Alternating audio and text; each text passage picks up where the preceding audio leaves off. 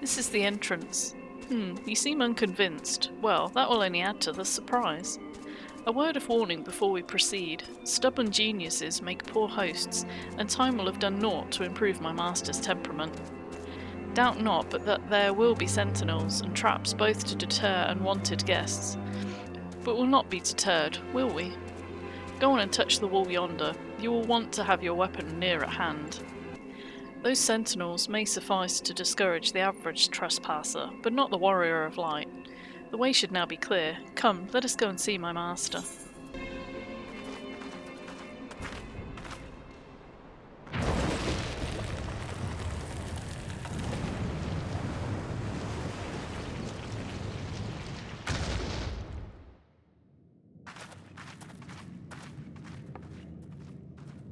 Don't you know it's rude to enter without knocking?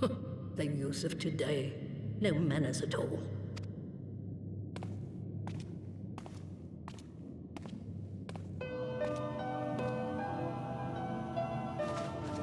Though we neglected to knock, we did create something of a commotion. I had hoped that would suffice. Heavy-handed as ever, I see. And still not a hint of grace. Some things never change. To give credit where credit is due, I learned from the best.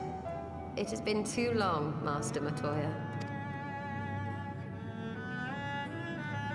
Indeed it has. Oh, it's good to see you again, my girl.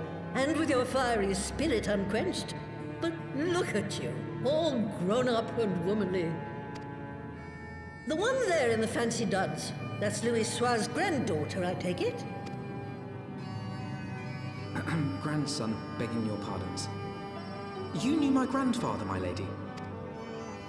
Knew him? Ha! We were constantly at each other's throats. Like rabid dogs we were. Oh, he was a stubborn bugger, was your grandfather. Never a dull moment when he was around, though, I'll give him that. As for you, boy, I've known you since you were a rosy-cheeked babe at the teat. And my sister too, I gather. May I say what an honor it is to meet you again, my lady? Spare me the hollow pleasantries, boy. I'll wager my remaining good teeth you didn't come to a forgotten corner of Eorzea to flirt with a wrinkly old woman. Now out with it. What is it you need of me?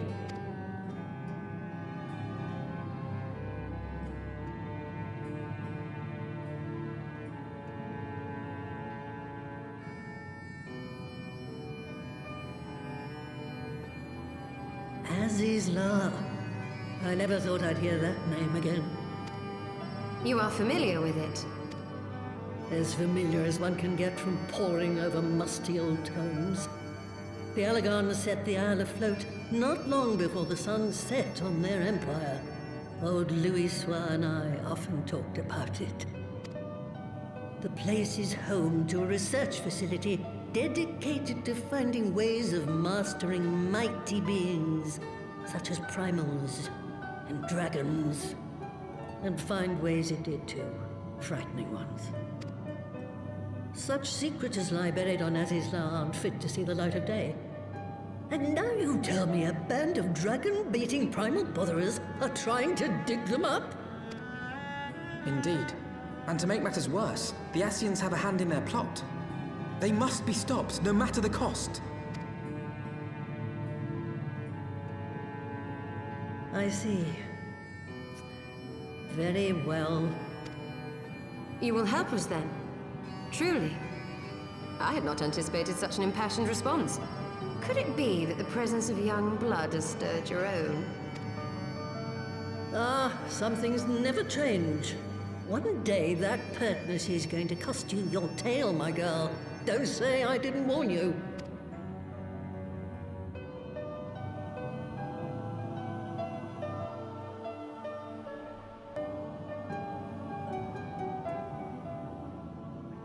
"'Twas some 50 years ago, shortly after Garlemald had brought all of Ilzabad under its rule. Faced with the threat of invasion, the people of Sharlayan scrambled about for a means to resist the Empire. For my part, I was tasked with developing an etheric converger. Ah, yes. A device which draws in ether and concentrates it to produce a destructive force. But as my research neared its end, it was denounced by the Forum, who claimed that my device was more likely to destroy us than our enemies. After that, they and I had a little falling out, and I decided to seal away all the fruits of my research, lest the dunder-headed ingrates reap any benefit. Petty, I know, but gods, it was satisfying. Do mine ears deceive? 'Twas you, was it not, who was so fond of saying that all knowledge exists to advance mankind, that how it is used depends on us? I don't remember. Perhaps. All right, yes. It was a pet phrase of mine. And that should give you a notion of how sick and tired I was of those spineless wretches of the Forum. All talk and no trousers, that lot. That's why I decided to remain behind, rather than join the Exodus. You may have had your disagreements with my grandfather, but upon that point, your minds were as one. With respect, Master, the fruits of your research should not be left to spoil. Will you share with us the secrets of the etheric converger? Aye, I will. All the information you need is contained in a tome I wrote on the subject. But you'll have to fetch it from the forbidden section of the Great Library. Ah, you were not exaggerating when you said that you had sealed it away. Though the city is abandoned, the library's guardians are all but certain to remain. We must needs cut a path through them. Come, let us away.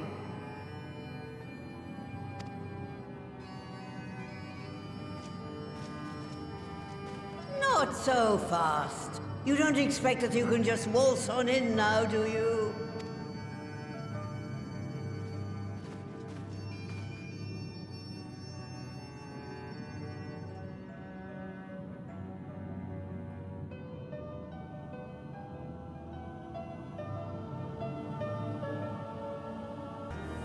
Oh, the Great Library's guardians shouldn't pose any difficulty for a hero like you. But if it turns out you aren't up to the task, well, then I'll know you can't be trusted with something as dangerous as an etheric ram. I'll put a pair of familiars at your disposal. One's a Porogo who'll help you locate the tome. The other's that broom yonder who will let you into the library. Well, what are you waiting for? Introduce yourself, girl.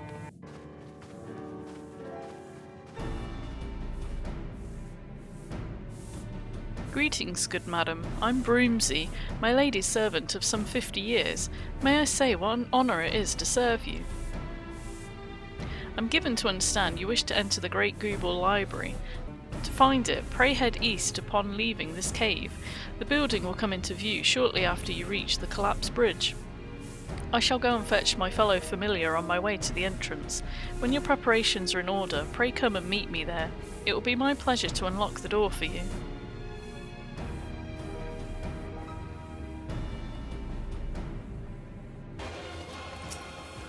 You stand before the Great Goobel Library, one of Hydaelyn's foremost repositories of knowledge.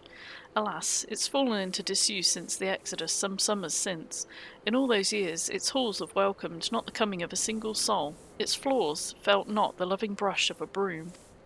Mine apologies, madam. Pray pay no mind to the dreams of a humble broom. You're doubtless eager to venture within and retrieve my lady's tome. I shall unlock the door at once. When you have what you seek, pray return to the cave and report to my lady.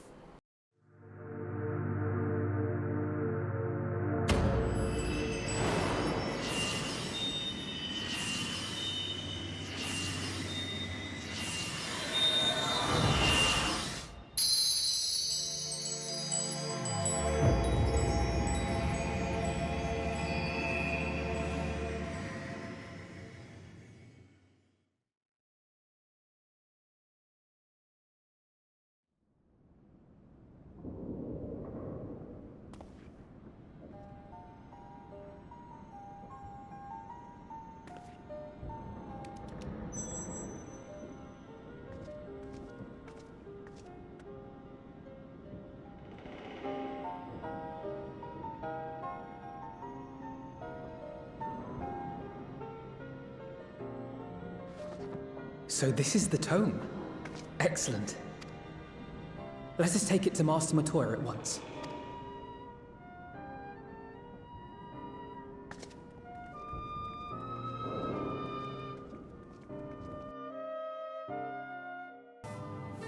I take it you found the tome. Well, let's see it then.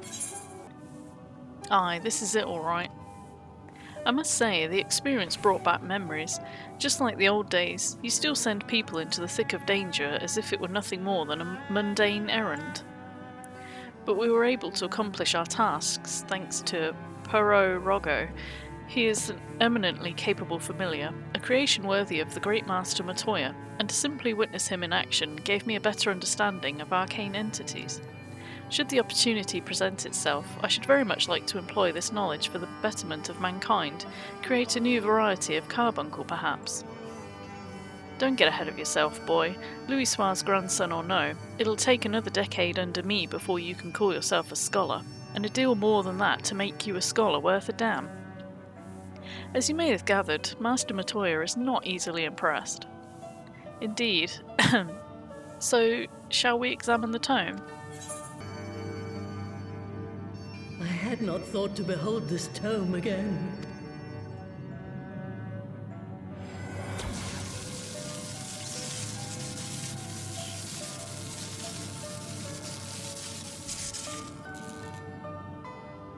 There. It is deciphered. Now your friend should be able to make sense of the contents. That said, it's one thing to understand the workings of the etheric converger, and another to actually make it work. You do realize how much ether is required. Sid is keenly aware of the energy dilemma. His airship is by no means large, and it can only bear a limited quantity of crystals. If only we had white aurosite in the etheric siphon. Alas, Minfilia is missing along with both artifacts, and Moonbreeder is gone. Would that there were another ready wellspring of energy for us to draw upon. Why did it not occur to us before? We already have what we need! The Eye! It has been drawing ether into itself for as long as the Great Worms have lived! It is a veritable wellspring of energy! It might just suit our needs. But is this energy something that can be harnessed at will? I believe so, with the aid of the Azure Dragoon of Ishgard. Then it is settled. Let us return to the Holy See at once.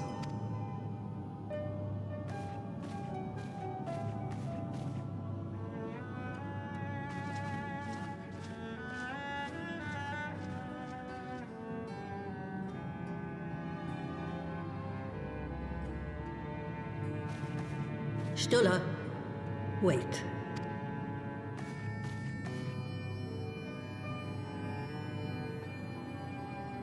When did the light fade from your eyes? I might have known that it would not escape your notice. It has been this way since I returned from the life stream. An after effect of the teleportation magic I invoked, most like. They are called forbidden spells for a reason. What were you thinking, girl? I have no regrets. I but did what was necessary to preserve the light of hope, to keep my promise to Minfilia. Besides, it afforded me the rare opportunity to wander the ether, a once-in-a-lifetime experience. I need not tell you that it consumes your very life force to see by sensing the ether around you. Take care of yourself. Do you hear me? I will, Master Matoya. And thank you.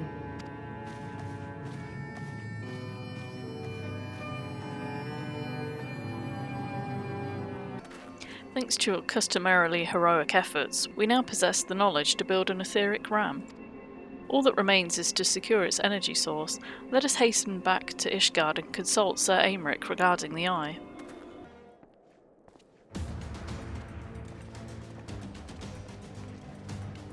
Ah, you are returned. Sir Aymeric, I'm pleased to see that your recovery proceeds apace. May I introduce Yustola, a fellow scion of the Seventh Dawn and Archon of Sharlayan. My lord, pray excuse me for foregoing due pleasantries, but we seek your counsel regarding the etheric ram. Though we now possess the knowledge to build such a device, we yet lack an appropriate source of energy with which to power it. We believe, however, that Ishgard may possess the solution to our problem. You need not apologise, my lady. Full eager am I to learn of your progress. Please, tell me of this energy source that you believe we possess.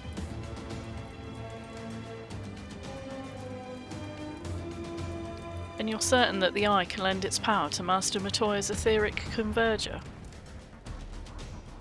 At Astinian's command, yes. Very well, I shall speak with him. My thanks, Sir Aymeric. Nay, my friends, 'tis I who should thank you, as should every Ishgardian. You labour in our name with nary a care for your own safety. Let us next speak with Cid. He will doubtless be eager to begin work on the etheric ram.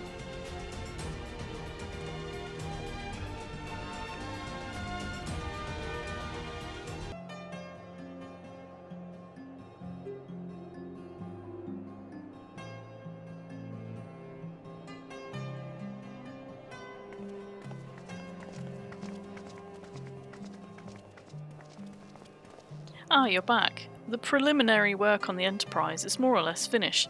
Tell me you found a way to build the etheric ram. Greetings, Cid. It's been a while.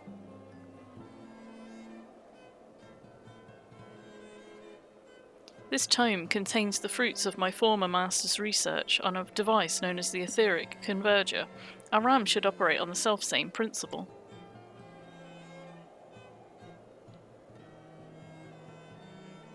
Ugh, where are my manners? Put a toy like this in my hands and I go off into my own world. Gods, it's good to see you. And bearing a gift besides, a very distracting one, if I might add. If I didn't know better, I'd think it was my name day. But there will be time for tearful reunions later. I'll make a start on the tome right away. So long as I have a grasp of the fundamentals, I should be able to knock something together, which leaves the small matter of the energy source.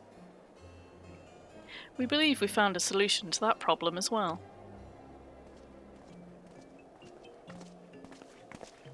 Pray forgive our lateness.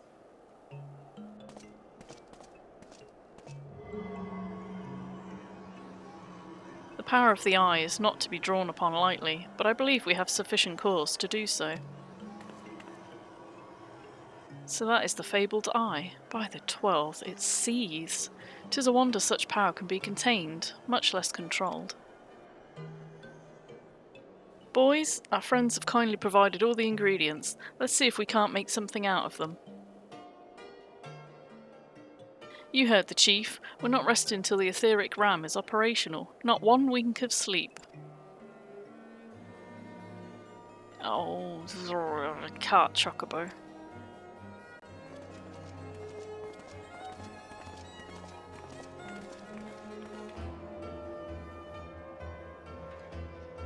Given the danger of the task that lies before us, I think it only right that we take a moment to bid our friends and allies farewell.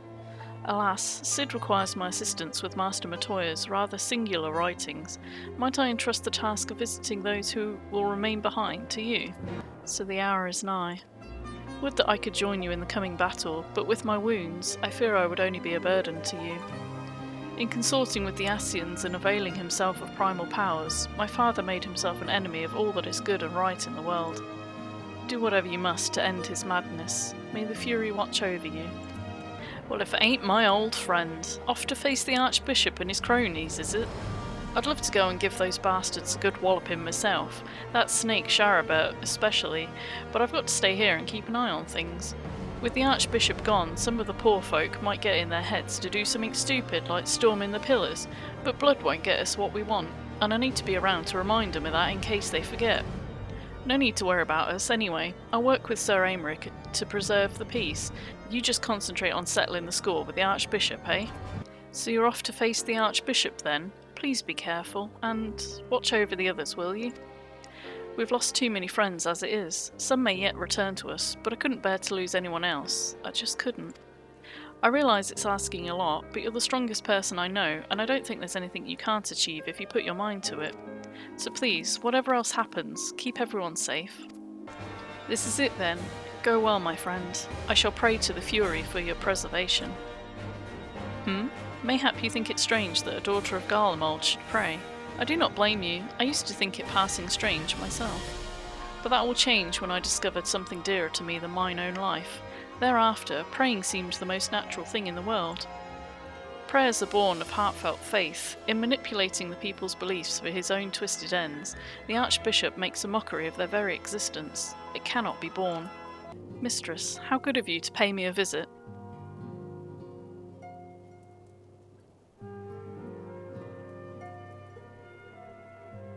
It feels as if it were only yesterday when first we met here in this chamber. You came to us a fugitive seeking asylum, and now you bear the hopes of our nation upon your shoulders.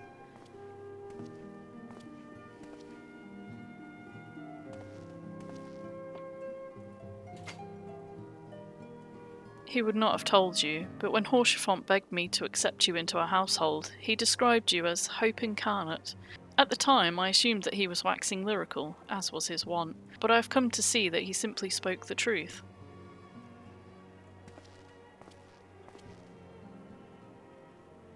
You are hope, a shining beacon that shall guide the people of Ishgard through the raging snowstorm.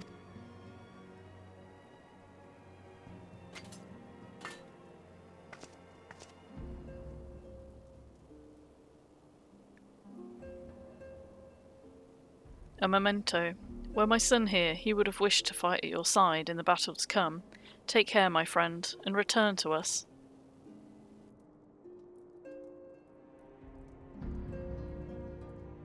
Count Edmont bequeathed to you Lord Haurchefant's shield, a noble gesture. We bear the hopes and dreams of full many souls. Let their faith in us be a source of strength and courage as we face our remaining trials. Work on the Enterprise is nearly complete. Let Y'shtola know to make ready.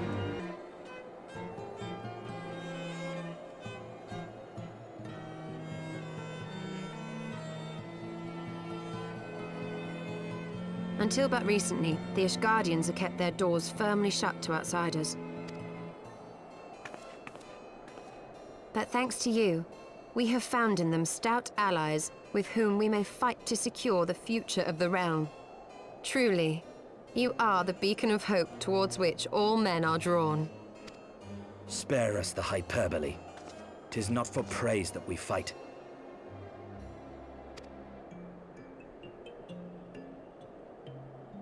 Oh? In light of all we have achieved, I felt it only meet to express my gratitude.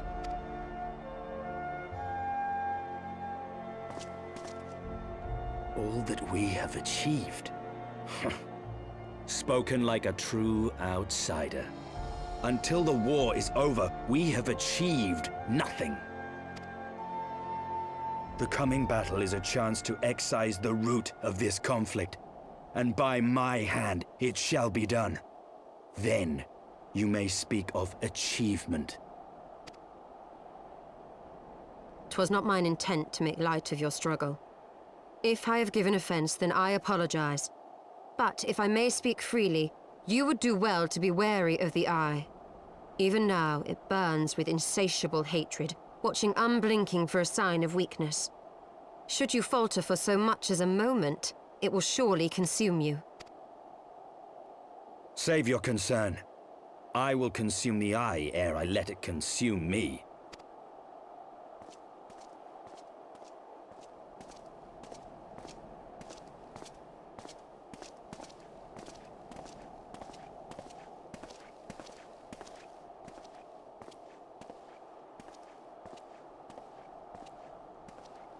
"12 be praised, thou hast not yet set forth. Cross sand and snow have I journeyed, that I might deliver this gift unto thee." White Auracite. But whence did it come? To mine amazement, it lay hid amongst Moonbreeder's last effects. 'Twas but blind chance or providence that I did hap to spy it. Let no man claim that my late friend e'er erred for lack of foresight. In the place whither thou goest, servants of darkness do lie in wait. Pray, give unto me thy pledge that thou wilt strike them down and avenge our fallen comrade.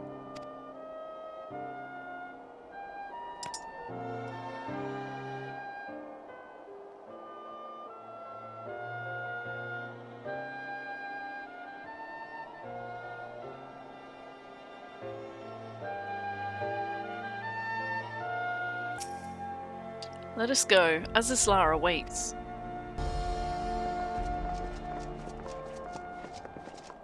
Ah, excellent timing. We've just finished our work on the Enterprise. She's so much improved, I've decided to give her a new name to suit. The Enterprise Excelsior. Or simply the Excelsior if pressed for time. Once again, she'll carry Eorzea's protectors into battle. All aboard! I can do no more than see you off with prayers for your safety and success. Yet know that wheresoever you may go, my son's spirit goes with you. May the Fury grant you strength.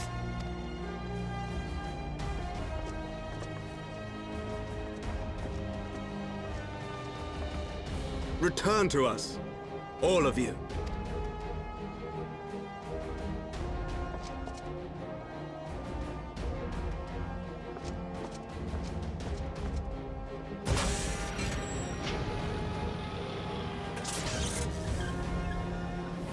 Enterprise Excelsior, engage.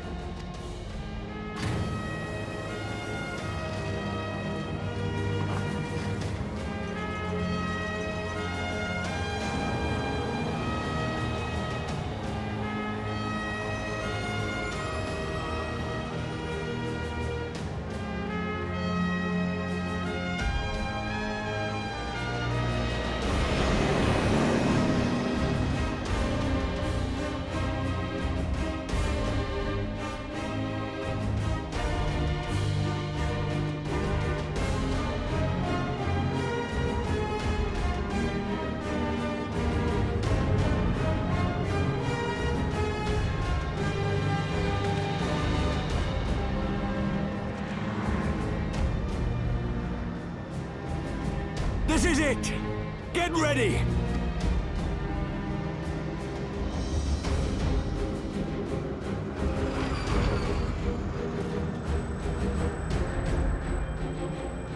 Eye of mine enemy, render unto me thy power!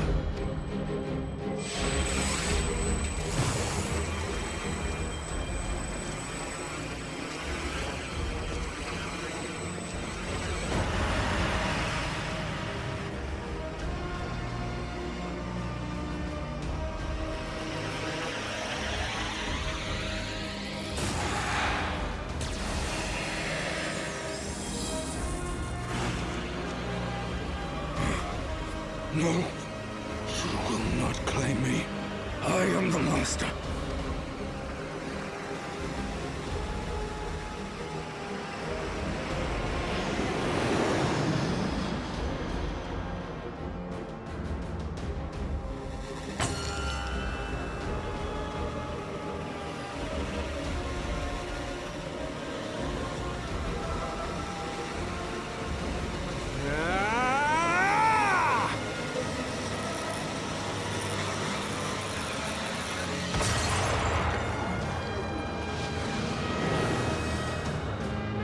We're through!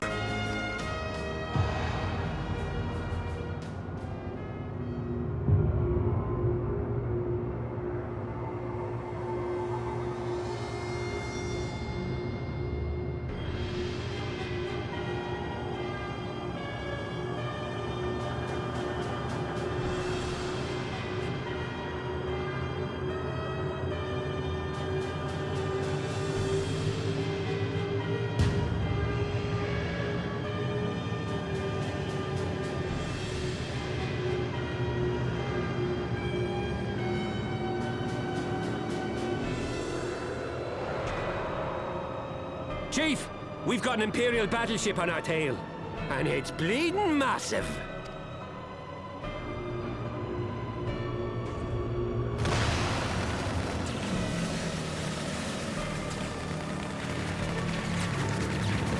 Damn it! The bastards were waiting for us to open the door for them.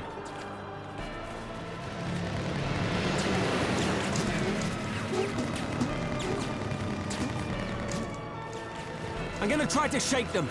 Hang on to something.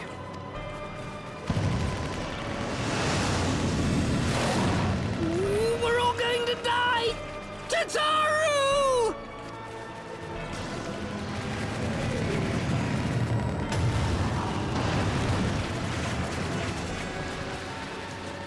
She won't take much more of this!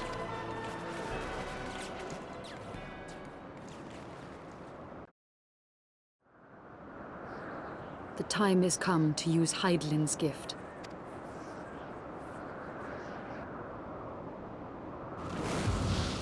Much blood has been spilled in my name. And for what? For a false cause that I created for want of the warmth of companionship. Saint Shiva, pray Svelga. Pray forgive this fool. But even now, I cannot let go of my dream. My dream of a tomorrow in which no child need freeze alone in the snow.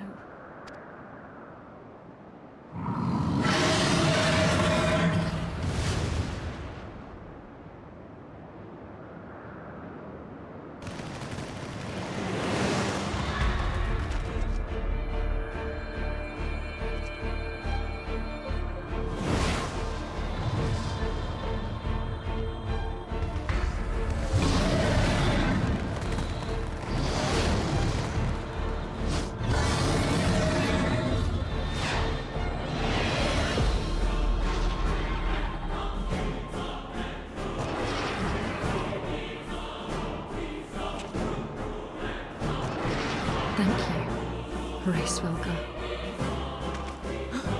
Is that Azel? What does she mean to do? O goddess, born of mine own hopes and dreams, for the last time, I beseech you. Fill this vessel with your light.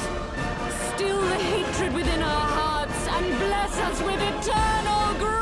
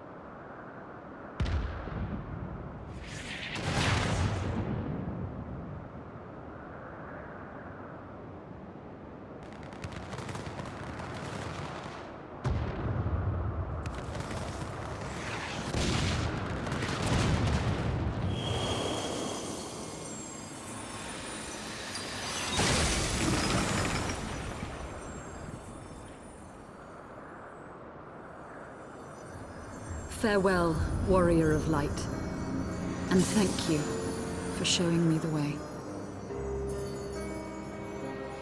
No!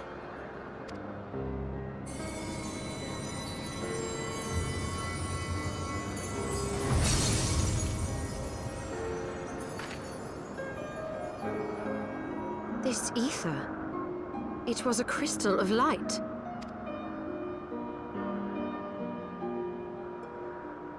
She, too, was one of Hydaelyn's chosen.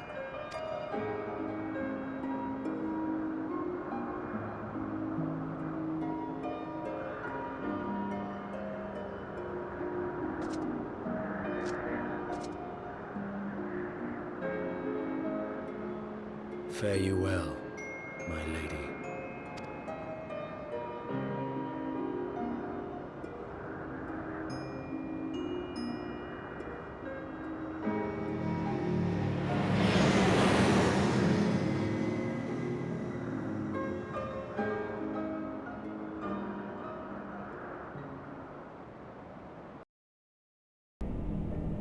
Whew, I don't know about you, but I'm glad to be back on solid ground, even if said ground is floating in the sky. When that Imperial battleship appeared, I honestly thought we were finished, and we would have been had your friend not arrived when she did. 12 grant her mercy. Brief though our time together was, Izael was a true friend, a gentle soul who fought for her beliefs. She would have made a fine scion. What is a scion but one who fights for our cause? Our hopes survive thanks to her sacrifice. Let that be enough. Yet I cannot help but wonder, how came she to know of our presence here? From Hraesvalger, I would wager. He will have felt my channeling of the Eye's power. It would seem they were able to make peace with one another in the end. She gave her life because she believed in us. We owe it to her to see our mission through.